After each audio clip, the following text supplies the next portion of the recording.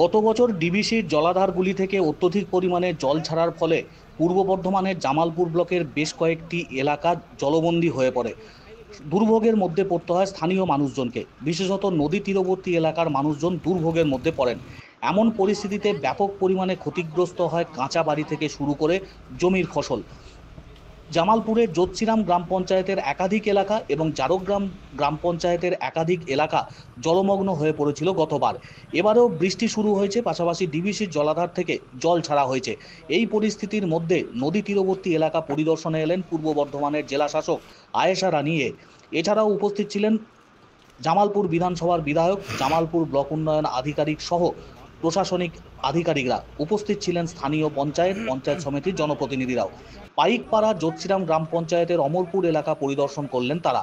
জেলা শাসক ছাড়াও অতিরিক্ত জেলা শাসক, পুলিশ সুপার সহ অন্যান্যরা উপস্থিত ছিলেন এদিনের এই পরিদর্শনে। সেচ দপ্তরের আধিকারিকরা তারাও উপস্থিত ছিলেন। বর্ষার মরশুমে ডিবিসি জলাধার থেকে যেভাবে জল ছাড়া হচ্ছে সেই পরিস্থিতি খতিয়ে দেখা, তার পাশাপাশি যে সমস্ত ত্রাণ শিবিরগুলো গতবার তৈরি করা হয়েছিল সেই ত্রাণ শিবিরের বর্তমান পরিস্থিতি এবং জলমগ্ন এলাকা হলে সেখানে মানুষকে কিভাবে উদ্ধার করে কোথায় নিয়ে গিয়ে রাখা হবে সেই সমস্ত পরিকাঠামো আগাম খতিয়ে দেখলেন জেলা প্রশাসনের আধিকারিক থেকে ব্লক প্রশাসনের আধিকারিকরা। নির্দিষ্ট একাধিক বিষয়ে পরামর্শ দিয়েছেন জেলা শাসক। জলমগ্ন হয়ে পড়লে সেই সমস্ত এলাকার দুর্গত মানুষকে যাতে দ্রুত নিরাপদ স্থানে সরিয়ে নিয়ে যাওয়া যায় তার জন্য কী পদ্ধতি অবলম্বন করা হবে, কী ব্যবস্থা রয়েছে, সমস্ত কিছু খতিয়ে দেখলেন জেলা প্রশাসনের আধিকারিকরা। আমরা আজকে জামালপুরে আগে বছর যেখানে বন্যাতে ক্ষতি হয়েছিল সেই এলাকাগুলো ভিজিট করতে এসেছিলাম। এসপিওর আমি এসেছিলাম, এমএলএ সাহেব রয়েছেন, পঞ্চায়েত সমিতি আছে, বিডিও এসডি সবাই রয়েছে, আমরা স্থানীয় পুলিশও আছে। আমরা আগেবার আমাদের ব্যবস্থা হয়েছিল এখানে, এই বছর কোথায় অনেক মেরামত কাজগুলো বাকি ছিল, এগুলো অলরেডি ইরিগেশন থেকে এগুলো করা হয়েছে। রিলিফ শেল্টার যেগুলো আছে এগুলো কি প্রস্তুত আছে, এগুলো সব দেখার জন্য এলাম।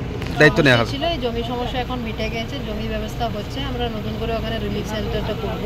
আর এখানে পাশে একটা স্কুল আছে, আপাতত যদি ওইরকম কোনো পরিস্থিতি তৈরি হয় তাহলে আমরা ওখানেও তাদেরকে শিখবো। যেখানে বাঁধগুলো ভেঙে গিয়েছিল, যেগুলো আমাদের স্লুইস গেটগুলো খারাপ ছিল, যেখানে রিপেয়ার দরকার ছিল, সব কিছু কাজ অলরেডি ইতিমধ্যে শুরু হয়েছে।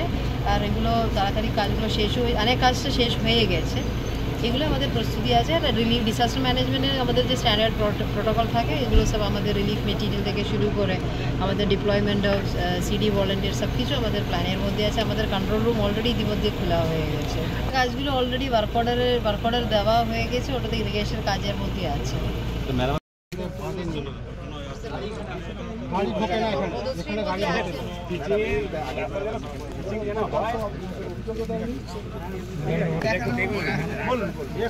মেন হচ্ছে 1 নম্বর হচ্ছে রাস্তাঘাট, প্লাস হচ্ছে এবার ধরুন এই প্রাথমিক চিকিৎসা কেন্দ্রটা দিকে আমাদেরকে নেওয়া হয়। এই বাইক করা